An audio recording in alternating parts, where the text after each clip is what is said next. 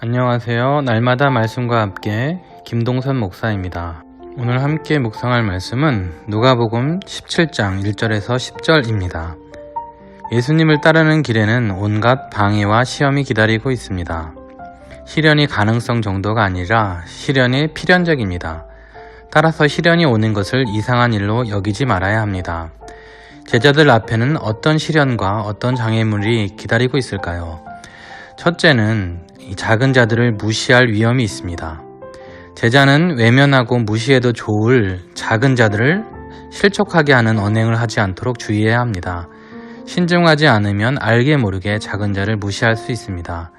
자본의 논리로, 힘의 논리로, 종교의 이름으로 작은 자들을 함부로 대할 수 있습니다. 이것은 예수님을 향한 무례함이기 때문에 무서운 심판이 기다릴 것입니다. 2절에 의하면 작은 자를 무시하면 연자 맷돌을 그 목에 매어 던져지는 형벌보다 더 큰 형벌을 받는다는 말씀입니다. 이는 얼마나 큰 무서운 형벌이 기다리고 있는 줄 알라는 것입니다. 따라서 제자들은 작은 자들을 무시하지 말아야 합니다. 둘째, 제자들은 용서하지 못할 위험이 있습니다. 3절과 4절입니다. 제자들은 용서해야 하는 삶을 살아야 합니다. 누군가를 용서하는 일은 단 한 번의 사건이 아닙니다. 내 안에서 되풀이되어야 하는 과정입니다. 회개 후에 용서가 되는 것은 아닙니다. 지속적으로 용서를 받아야 진정한 회개에 이를 수 있습니다. 지속적으로 진정한 용서를 체험한다면 심령이 변화될 것입니다. 제자는 하나님의 포기하지 않는 사랑을 이미 체험한 자입니다. 자신이 용서를 받은 것을 마음에 간직하고 있다면 진정으로 다른 사람을 용서할 수 있을 것입니다. 3절에 의하면 내 형제가 죄를 범하거든 경고하고 회개하거든 용서하라고 말씀하십니다. 여기서 내 형제는 누구일까요? 그것은 15장에 나오는 둘째 아들과 같은 자들입니다.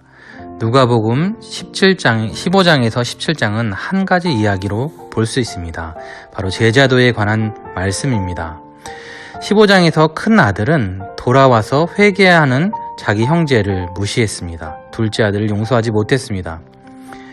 이와 같은 관점으로 17장을 해석해 본다면 진정으로 용서해야 할 사람은 누구일까요? 바로 첫째 아들과 같은 자들입니다.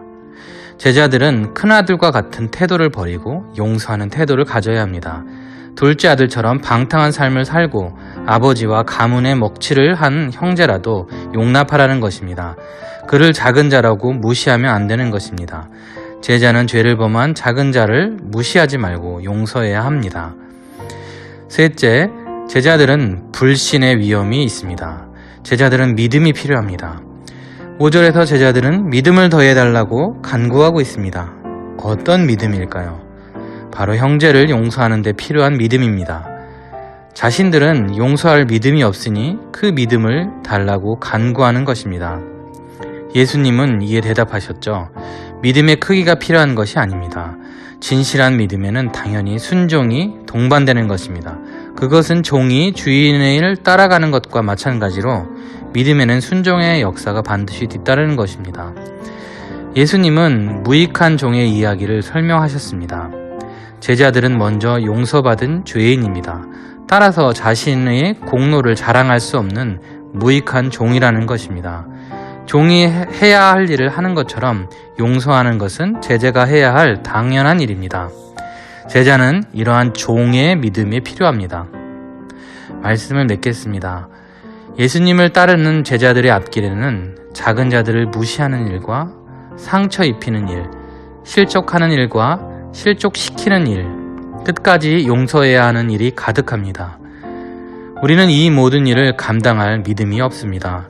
이때 우리는 하나님의 끊임없는 포기하지 않는 사랑을 기억해야 합니다. 그렇게 한다면 우리는 아무런 공로가 없음을 인정할 수 있습니다. 우리가 무익한 종임을 깨달을 수 있습니다.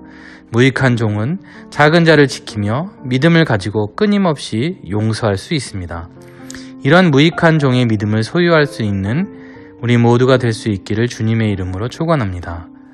기도하겠습니다. 하나님, 우리는 제자로 살아갈 때 믿음이 부족합니다. 끊임없이 상처를 입히고 무시합니다. 용서하는 일은 더욱더 어렵습니다. 주님, 우리에게 믿음을 더하여 주옵소서. 우리는 아무런 공로가 없이 하나님의 은혜로 구원받았음을 우리가 기억하게 해 주옵소서. 하나님의 끊임없는 용서를 받은 자임을 기억하게 하옵소서. 그래서 우리가 무익한 종이었음을 인정하게 하옵소서. 오늘 하루도 먼저 용서받는 자로서 다른 이들을 용서하게 하옵소서. 예수님의 이름으로 기도합니다. 아멘.